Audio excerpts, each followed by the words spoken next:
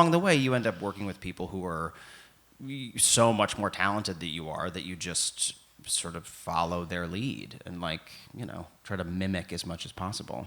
Right. Just steal from the best. Like I remember working with Barbara Walsh and Jonathan DeKuchitz, and I had been such fans of theirs. I'd seen them on the Tony Awards when I was a kid. Barbara was in Falsettos and Jonathan was in the Who's Tommy, and then working with them at Hairspray and just being bothering them to no end with questions about rehearsals and how does the process work. And Barbara actually gave me the best advice ever, which is, and you'll appreciate this because it was during a note session, and I was an understudy, and Jack O'Brien had seen me go on, and he was like, Andrew, you were late for this entrance. And I was like, well, I was late because, and I started to explain why I was late, and Barbara was sitting next to me, and she put her hand on my leg, and she went,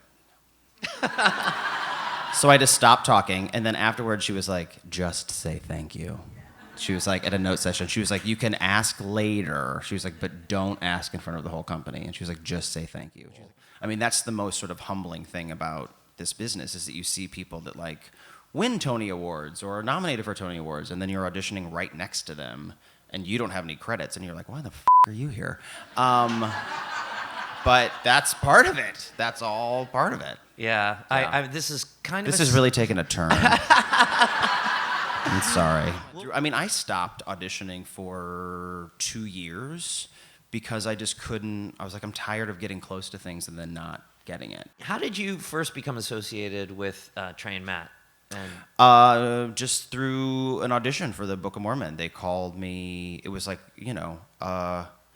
had done out-of-town workshop of Little Miss Sunshine, a musical version of Little Miss Sunshine. I had done Lysistrata Jones in Dallas, and both of those were sort of circling, and I was waiting to see if either one of them were going to have a life after that. And then I was working at the Paper Mill Playhouse doing Smokey Joe's Cafe. Also felt very far away from Broadway. But it's not that far. It's not that far, turns out. That train is quick. But I got an audition for this. It was called the Untitled South Park musical. And they had been through 3 other actors at that point. So it felt very tentative.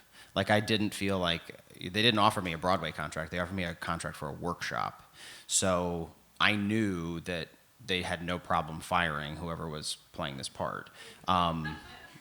So that put me immediately on edge and also made me raise the keys of all of the songs. So no one else could ever do the role. Yeah. I was like, let's take it up. And they were like, are you sure? And I was like, uh-huh.